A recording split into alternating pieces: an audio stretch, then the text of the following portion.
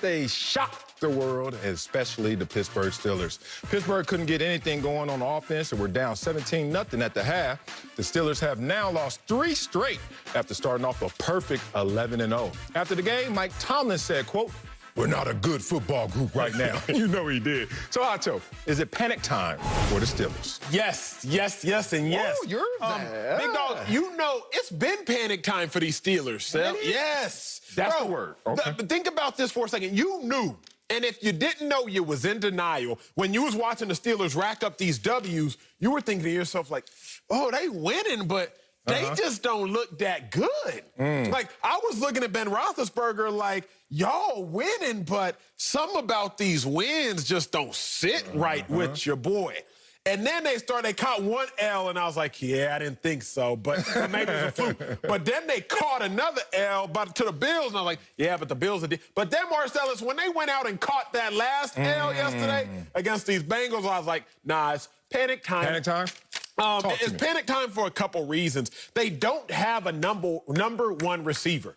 They got a bunch of, like, really good number 3 receivers. No, technically, like, a number 2 receiver in Chase Claypool. But, like, they don't have a number 1 receiver. Let's make no mistake about it. I'm going to give it to you like this, because you're looking at me kind of funky. I had to look at myself kind of funky until I looked at the numbers. Sir, the receiver who leads their team in targets, Deontay Johnson. Yes. He doesn't lead the team in catches. Well, that makes sense. 126 targets for 77 catches. But he does lead the league in drops. Yeah. Ding, ding, ding, ding, ding. Then you talk about their 3rd leading receiver is actually their best receiver in Chase Claypool. So I'm like, I'm confused. Then Juju Smith leads the team in catches but doesn't lead the team in targets. It's a whole weird, convoluted complex offensively. Then...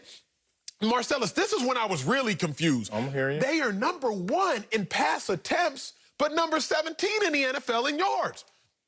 Number 1 in pass attempts, but number 17 in yards. If you're number 1 in pass attempts, you should be around the number 1 in yards, at least top 10. But you're 17, so I'll do it like this. And it's funny because I'm coming into work. It's actually the opposite of how you look on set today. But remember back when gyms were open?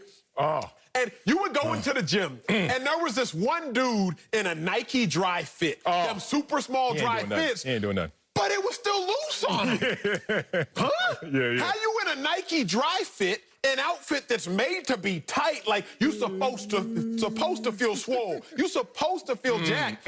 But it's this one dude, and he's usually wearing glasses, and he's wearing like K-Swiss, and he's in a Nike dry fit, and it's still loose. And the Steelers offense reminds me of that. Why? Because the one thing in which, like, you're supposed to do and you think you're doing well, you're actually doing poorly. How you in a tight-fit shirt, but it still look baggy? How you lead the league in pass attempts, but are actually in 17th in yardage? The one thing who you think you are, you actually aren't at all. And that's why it's panic time for the Steelers. No, it's not panic time for the Steelers right now. And one, I don't even want to go into that intermediate emotion. And that's what I always call it. From a youngster, I used to always look at people who were panicking, stressed out, worried, as someone who was trying to show concern for what they were stressing over, as a production for others, more so than just really a fix to the situation. When you have an equation you can't solve,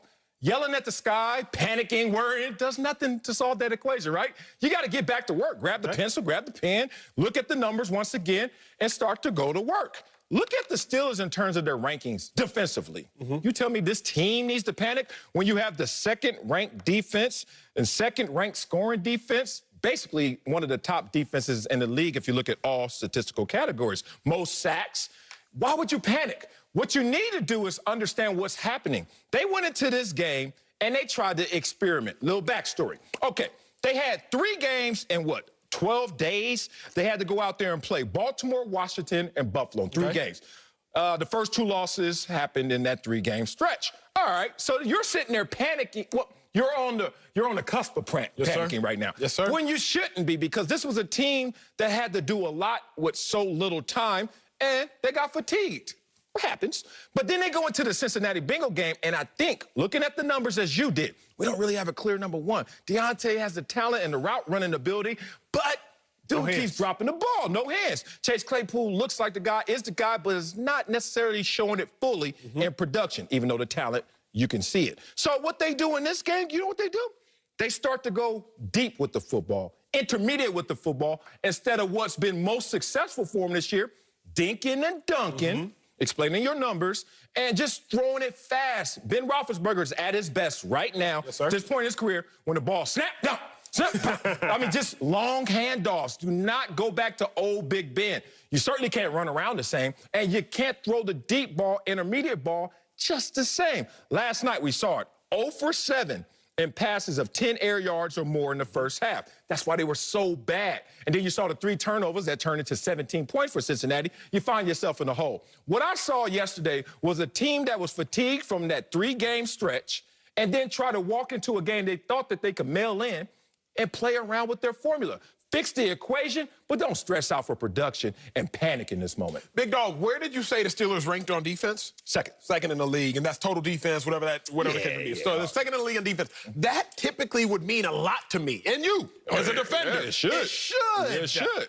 Except when I tell you what they've been doing on offense. Don't do that. December. I'm good. What's up with this full screen, this ice-cold full screen? Ice cold. Now, we're talking about the most games scoring fewer than 20 points since December. That's this last month of ball. Steelers, done it 4 times.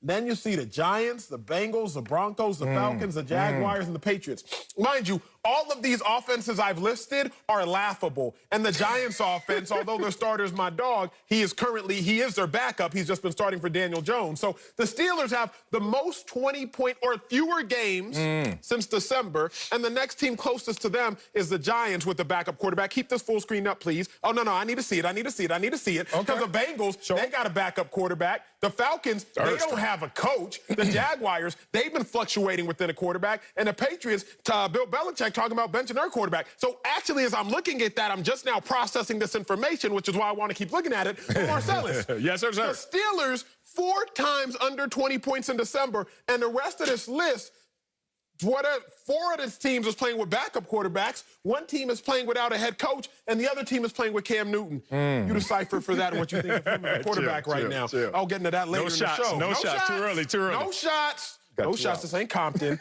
No shots. But all I'm going to say is... It's way safer now, dog. Just letting you know. Get that out there. All I'm going to say is this, Big Dog. I love that you're bringing up the defense. As a former linebacker, I love defense. As a former defensive end, I would assume you do the same. But where the Steelers rank defensively, it's actually irrelevant because their offense is so atrocious. And before I hand you this ball off like Ben Roethlisberger needs to start doing, I'm going to say this. I just showed you 20-point or fewer games. Talk about the AFC and where teams rank. Let's go through the AFC right now. You got the Chiefs. They scored 40 points this season. Bills, they scored 40 points this season. Dolphins, they scored 40 points this season. Titans, they scored 40 points this season. Colts, they've scored 40 points this season. It's coming. Browns, they've scored 40 points this season. Ravens, they scored 40 points this season. Raiders, they've scored 40 points this season. But the Steelers, how they the one team in the playoffs and the playoff hunt that ain't scored 40 points all season long? Defense is cool, Big Dog, but offense got to show up. Yeah, we always talk about how a greater defense is a better offense in terms of... Yes, sir.